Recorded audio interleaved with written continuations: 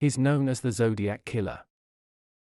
Since the late 1960s, no other crime has captured the attention of as many people as the Zodiac Killer.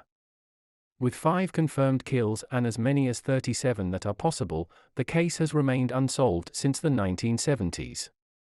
And although we have a general understanding of the actual crimes themselves, the Zodiac Killer was never found. Who did it? Was it one person? Or was it a group of killers working together? These are just some of the questions that we'll cover in this video, so stay tuned until the end to see who they think it is. And if you enjoy the video, don't forget to leave a like and subscribe. But before we get into any specifics of the case, you must be wondering, where did the name come from? And similar to most serial killers at the time, he sent letters to different media outlets. But what made him different was the fact that instead of signing his name, astrological symbols were used as a signature on every single letter that was sent. His zodiac sign is comprised of 3 symbols, a circle, a cross, and a triangle, hence the name Zodiac. He was also known for sending cryptic messages and codes in his correspondence and cryptograms to the police. One letter was even accompanied by a piece of evidence, a bloody piece of shirt from one victim who had survived their attack. That survivor also claimed that the killer told them he would call himself Zodiac if he were ever captured. But despite all that, no one knows who the Zodiac Killer actually was. But what we do know is that he was a serial killer in Northern California in the late 1960s, with 5 confirmed kills and possibly as many as 37. He is infamous for how cleverly he left clues to his identity, which took authorities on a decades-long hunt for him that failed to produce any results.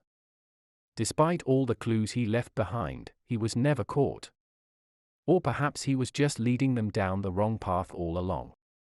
His first victims were on December 20, 1968, when David Faraday and Betty Lou Jensen were shot in their car together. With seemingly no motive and no evidence left behind at all, he walked up to their car and opened fire. Then on July 4, 1969, Darlene Ferrin and Mike Mago were attacked with a 9mm handgun after being spotted at a lover's lane in Vallejo. And similar to the first 2 victims, there was absolutely no motive and no evidence left behind at the scene. Not long after, Paul Stine was the next victim on October 11, 1969, when he had his head smashed with the butt of a gun and was shot 4 times at point-blank range.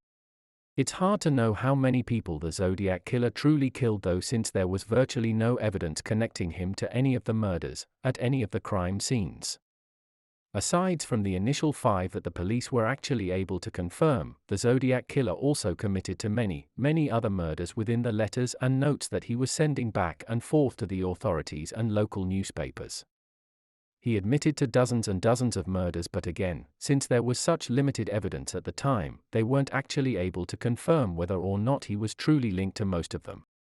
But what he did say is that he had essentially killed them all almost the exact same way in various locations, except for some of them he had also used a knife. But there were supposedly only a few of those cases according to the letters he wrote to the authorities. He preferred using a gun over a knife. And if you're anything like the investigators that were looking into the case at the time, you're probably wondering what actually motivated the Zodiac Killer to kill and why he did the things he did. But this is the infamous question that would drive authorities crazy. They couldn't figure out why or how he was choosing the next victim.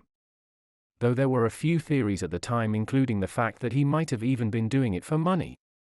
And others also think that he might have even just done it for the excitement and found some sort of twisted enjoyment in doing so. But despite any sort of motive, he was said to have been extremely intelligent and crafty, but also very violent. He seemed to like to taunt his victims with bizarre letters and phone calls before murdering them, and it's possible that he was also motivated by some type of rage against society or just anger over life circumstances, but it's impossible to know for sure since, again, he was never caught. And although there was only limited evidence about the entire case, there were still multiple suspects for the killings. In the spring of 1969, for months after the last known Zodiac letter was sent, the police department in Lake Tahoe became aware that a man named Arthur Lee Allen had sent a letter to Paul Avery at the San Francisco Chronicle. Alan's handwriting matched that on some of the letters from the killer, and he lived in Vallejo around the time when some murders were committed there. Police departments also discovered that Alan drove a white Ford Galaxy 500 with dark windows, which looked similar to a car seen near where an incident occurred previously with the Zodiac Killer. However, Alan was never tried for any of the murders. He died in 1992 and could not be prosecuted for his crimes. Another suspect is Michael O'Hare, a man who had mental health issues and matched some physical descriptions given by witnesses. However, he was ruled out because his alibi checked out. There's also Darlene Ferrin, one of the victims, who may have been killed because she had dated Arthur Lee Allen in high school.